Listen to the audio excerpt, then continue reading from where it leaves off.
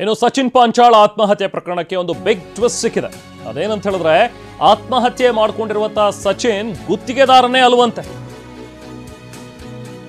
ಈ ವಿಚಾರವನ್ನ ಸ್ವತಃ ರಾಜ್ಯ ಗುತ್ತಿಗೆದಾರರ ಸಂಘದ ಅಧ್ಯಕ್ಷ ಜಗನ್ನಾಥ್ ಅವರು ಹೇಳ್ತಾ ಇದ್ದಾರೆ.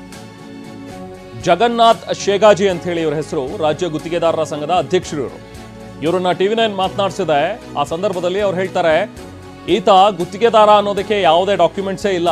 ಗುತ್ತಿಗೆದಾರರ ಸಂಘದ ಬೀದರ್ ಘಟಕದಿಂದಲೂ ಕೂಡ ಮಾಹಿತಿಯನ್ನು ಪಡ್ಕೊಂಡಿದ್ದಾರೆ. ಇತರೆ ಜಿಲ್ಲೆಗಳಿಂದಲೂ ಕೂಡ ಈತ ಗುತ್ತಿಗೆದಾರ ಅಲ್ಲ ಅನ್ನುವಂಥ ಒಂದು ಮಾಹಿತಿ ಸ್ಪಷ್ಟವಾಗಿದೆ ಅಂತೆ. ಧಾರವಾಡ ಚೀಫ್ ಎಂಜಿನಿಯರ್ ಕಚೇರಿಯಲ್ಲೂ ಕೂಡ ದಾಖಲೆಗಳಿಲ್ಲ ಈತ ಗುತ್ತಿಗೆದಾರ ಅನ್ನೋದಕ್ಕೆ. ಸೊ ನೋಂದಣಿ ದಾಖಲೆಯೂ ಕೂಡ ಇಲ್ಲ ಅಂತ ಹೇಳಿ ಈಗ ಇವರು ಮಾತಾಡಿದ್ದಾರೆ. ನಮ್ಮ ಪ್ರತಿನಿಧಿ ಅನಿಲ್ ಮಾತನಾಡಿಸಿದ್ದಾರೆ ಜಗನ್ನಾಥ್ ಶೇಗಾಜಿ ಅವರನ್ನ. ಬನ್ನಿ ಏನು ಹೇಳ್ತಾರೆ ಕೇಳೋಣ. ಸಚಿನ್ ಪಾಂಚಾಳ್ ಆತ್ಮಹತ್ಯೆ ಪ್ರಕರಣಕ್ಕೆ ಸಂಬಂಧಪಟ್ಟಂತೆ ದಿನಕ್ಕೊಂದು ತಿರುವನ್ನ ಪಡೆದುಕೊಳ್ತಾ ಇದೆ. ಇದೀಗ ಆತ ಗುತ್ತಿಗೆದಾರ ಅಲ್ಲ ಅನ್ನೋ ಒಂದು ಮಾಹಿತಿ ಕೂಡ ಲಭ್ಯ ಆಗ್ತಾ ಇರೋದು. ಈ ಬಗ್ಗೆ ಸಾಕಷ್ಟು ಪರ ವಿರುದ್ಧ ಚರ್ಚೆ ಕೂಡ ಆಗ್ತಾ ಇದೆ. ಈ ಬಗ್ಗೆ ಮಾತಾಡೋದ್ರ ಜೊತೆ ಈಗ ಕರ್ನಾಟಕ ರಾಜ್ಯ ಗುತ್ತಿಗೆದಾರರ ಸಂಘದ ಅಧ್ಯಕ್ಷ ಜಗನ್ನಾಥ್ ಶೇಗ್ಜಿ ಅವರನ್ನು ಮಾತನಾಡ್ತಾ ಹೋಗ್ತೇನೆ. ಸರ್, ಅವರು ಗುತ್ತಿಗೆದಾರ ಅಲ್ಲ ಅನ್ನೋದು ಮಾಹಿತಿ ಕೂಡ ಲಭ್ಯ ಆಗ್ತಿದೆ. ಸಾಕಷ್ಟು ಪರ ವಿರುದ್ಧ ಚರ್ಚೆ ಕೂಡ ಆಗ್ತಾ ಇದೆ. ಏನು ಹೇಳ್ತೀರಿ ತಾವು ಈ ಬಗ್ಗೆ ಅಂತ? ನಾವು ಅಥೆಂಟಿಕ್ ಆಗಿ ವಿಚಾರ ಮಾಡಿದೇವ್ರಿ. ನಮ್ಮ ಬೀದರ್ ಜಿಲ್ಲೆದಾಗ ಅಸೋಸಿಯೇಷನ್ ಅದ, ಬೀದರ್ ಜಿಲ್ಲಾ ಅಸೋಸಿಯೇಷನ್. ಅಲ್ಲಿ ಚಿಮ್ಮ ಅಂಥೇಳಿ, ವೀರಶೆಟ್ಟಿ ಚಿಮ್ಮ ಅಂಥೇಳಿ ಸೆಕ್ರೆಟರಿಯವ್ರಿಗೆ ಗೊತ್ತಾಗಿದೆ ಹೆಚ್ಚಾಗಿ. ಈ ಪಾಂಚಾಳ್ ಅವ್ರೇನೋ ನಾವು ಗುತ್ತಿಗೆದಾರ ಹರ ಏನೋ ಅಥವಾ ಅವ್ರ ಹೆಸರಲ್ಲಿ ಯಾವ ಪೆಂಡಿಂಗ್ ಬಿಲ್ ಅವನು ಡಿಟೇಲ್ದ ಮಾಹಿತಿ ತೊಗೊರಿ ಅಂತ ಹೇಳಿ ಕಳಿಸಿದಾಗ ಅವ್ರು ಡಿಟೇಲ್ ಮಾಹಿತಿ ತೊಗೊಂಡು ವರದಿ ಕೊಟ್ಟರು. ಇಲ್ಲ ಅವರು ಕಾಂಟ್ರಾಕ್ಟರ್ ಲೈಸೆನ್ಸ್ ಎಲ್ಲಿ ಇಲ್ಲ ಮತ್ತು ಅವ್ರ ಹೆಸರಲ್ಲಿ ಯಾವ ಪೆಂಡಿಂಗ್ ಬಿಲ್ ಅಲ್ಲಿ ನಂಬಲ್ಲಿ ಇಲ್ಲ ಅಂತೇಳಿ ಮಾಹಿತಿ ಕೊಟ್ಟರು. ಈಗ ಕಾಂಟ್ರಾಕ್ಟರ್ ಆಗಬೇಕು ಅಂತಂದ್ರೆ ತಮ್ಮ ಅಸೋಸಿಯೇಷನಲ್ಲಿ ಏನೆಲ್ಲ ಪ್ರಕ್ರಿಯೆಗಳಿರುತ್ತೆ ಏನು ಅಂತ? ಅವರು ಮೊದಲ ಚೀಫ್ ಇಂಜಿನಿಯರ್ ಆಫೀಸ್ದಲ್ಲಿ ಮೊದಲು ಕಾಂಟ್ರಾಕ್ಟರ್ ಲೈಸೆನ್ಸ್ ತೊಗೋಬೇಕು. ಅವರು ಆ ಲೈಸೆನ್ಸ್ ತೊಗೊಂಡ ನಂತರ ನಂಬಲ್ಲಿ ಮನವಿ ಕೊಡಬೇಕು. ನಂಬಲ್ಲಿ ನಾವು ಏನದ ನಿಮ್ಮ ಅಸೋಸಿಯೇಷನ್ದಾಗ ಮೆಂಬರ್ ಆತೀವತ್ತಿ ಅದೊಂದು ಕಾರ್ಡ್ ಹಚ್ಚಿ, ಅವ್ರ ಲೈಸೆನ್ಸ್ ಕಾರ್ಡ್ ಹಚ್ಚಿ, ಅವ್ರದ್ದು ID ಕಾರ್ಡ್ ಹಚ್ಚಿ, ನಮಗೆ 5,900 ರೂಪಾಯಿ ಫೀಸ್ ಅದ ನಮ್ಮದು.